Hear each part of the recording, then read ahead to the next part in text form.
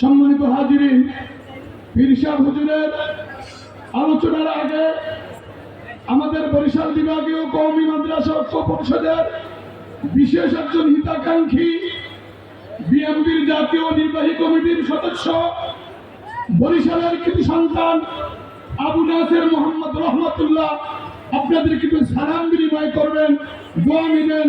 এরপরেই পীর সাহেব হুজুর দামাত বরকাতুহুল আলিয়া মূল্যবান নসিহত পেশ করবেন।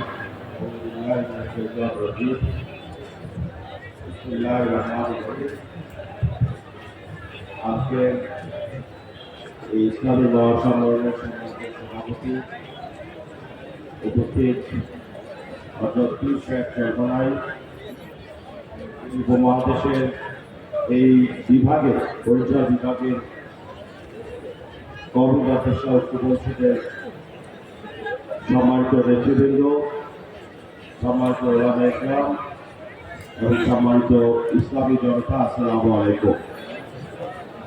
এখন পীর সাহেব হুজুর তার গুরুত্বপূর্ণ বক্তব্য রাখবেন।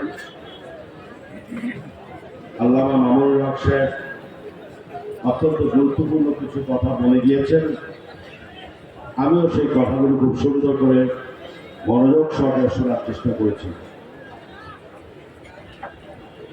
আমি আলেম সমাজের এই দাওয়াত যখন পেয়েছি, মূলত আমি লোক সংগ্রহণ করতে পারিনি। আমি চিন্তা করেছি আলেমদের মধ্যে এত বড় একটি সমাবেশ আমার এলাকায়, আমার বাড়ি কিন্তু বরিশালের চরমনাইতে, হযরত পীর সাহেব হুজুরের বাড়ির পাশে আমার বাড়ি, সেই হিসেবে আমার বাড়ির কাছে হচ্ছে, সেই কারণে আমি মূলত আজকে এই সভায় অংশগ্রহণ করেছি।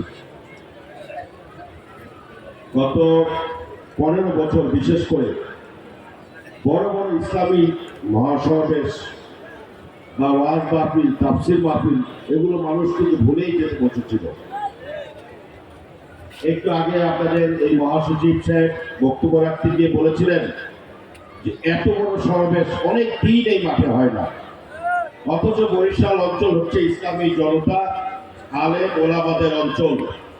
এই অঞ্চলে এই মৌসুমে বড় বড় ওয়াজ মাহফিল হওয়া এটা একটা সংস্কৃতি ছিল।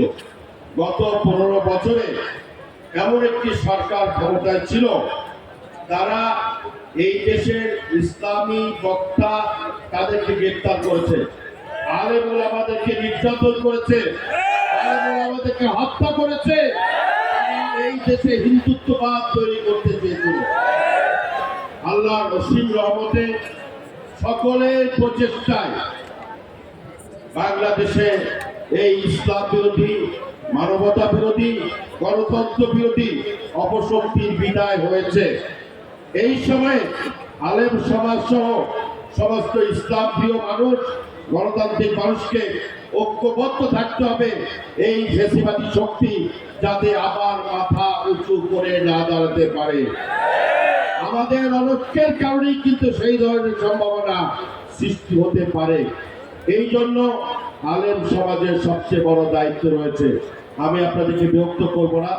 সর্বশেষ, যেহেতু আমার পরিচয় আপনারা দিয়েছেন, আমি বাংলাদেশ জাতীয়তাবাদী দলের কেন্দ্রীয় কমিটির সদস্য।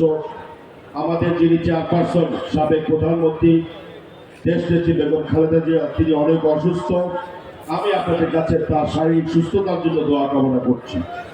সেই সাথে আমাদের দলের চেয়ারম্যান, ভারপ্রাপ্ত চেয়ারম্যান জনাব তারেক রহমানের সুস্থতার জন্য আপনাদের কাছে দোয়া কামনা করছি। আমার জন্য দোয়া করবেন। যারা বিগত 15 বছরে গণতান্ত্রিক আন্দোলন করতে গিয়ে শাহাদাত বরণ করেছেন, তাদের জন্য আপনারা দোয়া করবেন। আপনাদের সকলকে ধন্যবাদ। আসসালামু আলাইকুম।